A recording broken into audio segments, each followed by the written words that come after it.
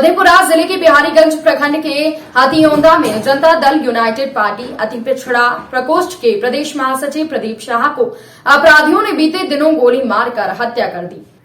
आज उनके शोकाकुल परिजनों से मुलाकात कर अपनी संवेदना व्यक्त की। साथ ही बच्चों के जाप सुप्रीमो पप्पू यादव जी ने पढ़ाई में आर्थिक मदद करने का भरोसा दिया और साथ ही इस मामले में न्यायिक जांच की मांग वो करते हैं। अगर किसी की भी हत्या को बर्दाश्त नहीं किया जाएगा, ऐसी बात उन्होंने कही। उन्होंने कहा कि बिहार आखिर कब तक रक्त रंजित होता रहेगा।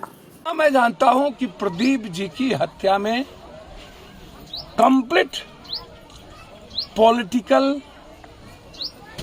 कॉन्निवेंस है।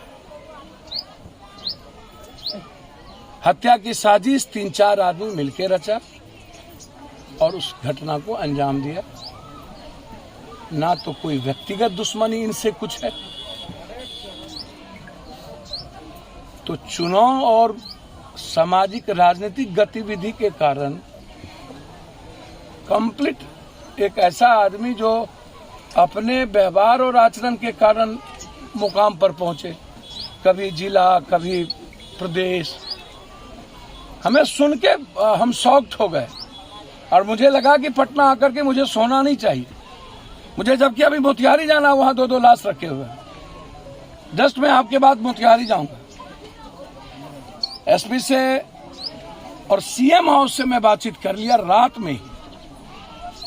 सीएम यहाँ नहीं है, सीएम दिल्ली में है, लेकिन उनको मैंने जानकारी दे दी और उन्हें उनके यहाँ सीएम के यहाँ मैंने बता दिया है कि इसमें कौन कौन लोग इन्वॉल्व है, मारने में कौन है और मरवाने में कौन है। बहुत क्लियर है, ये जानकारी मैंने दे दी है और उसी बिंदु पर पूरी जांच चल रही है। इसीलिए मैंने एसआईटी जांच की मांग की कि वर्तमान जो इलाके में पदाधिकारी हैं उससे अलग हट करके इसकी जांच हो। यहाँ लोकल में जांच नहीं है। या तो आप टाउन डीएसपी जो चौबे जी हैं उससे करा दीजिए, लोकल कोई थाना कोई इंस्पेक्टर कोई लोग ना करे। आप एसपीडी ट्रायल की हम मांग करेंगे। इस परिवार को कम से कम 20 लाख रुपया मुआवजा मिले और सही हत्यारा जेल जाए।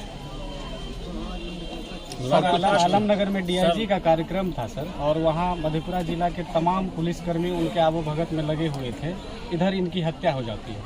इससे स्पष्ट होता है सर कि पुलिस सर जब थाना प्रभारी मांस चेक करेंगे और कमर में रिवॉल्वर का पता ही नहीं चलता है उसको।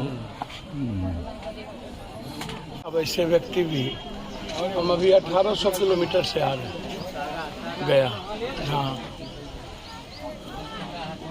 जालियांवाला बाग से भी बुरी स्थिति, जुल्म की बेइंतहा पार। फिर हम आरा गए जहाँ 2 लोगों की हत्या हो गई।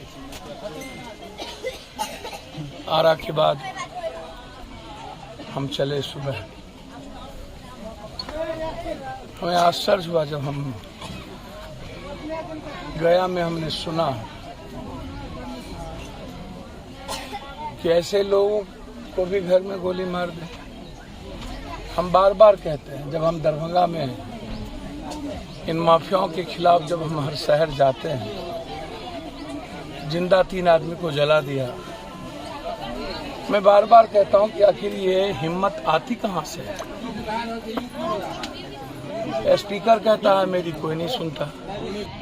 इनकी कोई व्यक्तिगत घटना, मैं जितना समझा इस केस को जाना और मैंने जो बातचीत की उसमें मैं क्लियर इस केस की जांच पटना के एसआईटी की टीम से मैं मांग करता हूं बड़ी, जिसमें पूर्व में भी इनकी जो राजनीतिक जीवन रही है उसकी भी तलाश होनी चाहिए। पहले कौन लोग थे, पहले समिति थे, फिर यहाँ ब्लॉक प्रमुख बने, ब्लॉक प्रमुख फिर हटे, फिर जुटे, तो क्या उसकी भी भूमिका तलाश होना चाहिए कि जो ब्लॉक प्रमुख अगले बार हटे जुटे फिर नया बने, कौन कौन लोग इस हत्या के पीछे हैं। यहाँ के जनप्रतिनिधि की भी जांच होनी चाहिए। मारने वाला कोई और है, हत्या करवाने वाला कोई और है, इसको आप लिख लीजिए। नाम भी हम खोलेंगे, आप चिंता ना करिए, नाम भी हमें पता है। और ना मैं किसी को छोड़ता उड़ता नहीं हूं, बस मैं कभी कभी मर्यादाओं को लांघना नहीं चाहता हूं। माफियाओं के खिलाफ जंग कैसा है मेरा? वर्तमान सरकार में सर चर्चित लोगों की हत्या करा दी जा रही है भैया मेरे तो अब वर्तमान सरकार, अब विपक्ष, ये दोनों का कोई लेना देना है किसी चीजों से? 75 MLA हैं विपक्ष के, कोई मतलब है? यही 10 MLA पप्पू यादव के होते तो जनता घर में होती और सरकार सड़कों पर बाप बाप क्या होता, और सदन नहीं खुलने देते हम। अकेला पप्पू यादव इन गलत लोगों को जीने का को राइट नहीं देगा। आप इसको लिख लीजिएगा, आप देखते चलिए। अभी जो सबसे बड़ी घटना जो जिंदा जला दिया दरभंगा में, और इतने बड़े नरसंहार जालियांवाला बाग के तरह महिलाओं को घटना कर दी गई, और अब एक निर्दोष आदमी को पटना में कल 3 लड़कों को मार दिया। पप्पू यादव यदि सत्ता में होते तो अब तक क्या कार्रवाई? अब बेफिक्र रहिए, पप्पू यादव जो है, आपको पता नहीं चलता है कि कोरोना में और दुनिया में पूरे देश को पप्पू यादव क्या करता है? अब ये छोड़ दीजिए सब चिंता। लगातार हत्या हो रही है, पूर्व में भी लाल यादव की हत्या। सर मैंने उसका नाम बताया जिसने मारा, और आप भी मानते हैं और पुलिस भी मानती है कि जेल के सेल से हत्याएं की जा रही है, तो भैया जेल प्रशासन पर सर कार्रवाई क्यों नहीं? सर जिस दिन भूले बिसरे हम आ गए,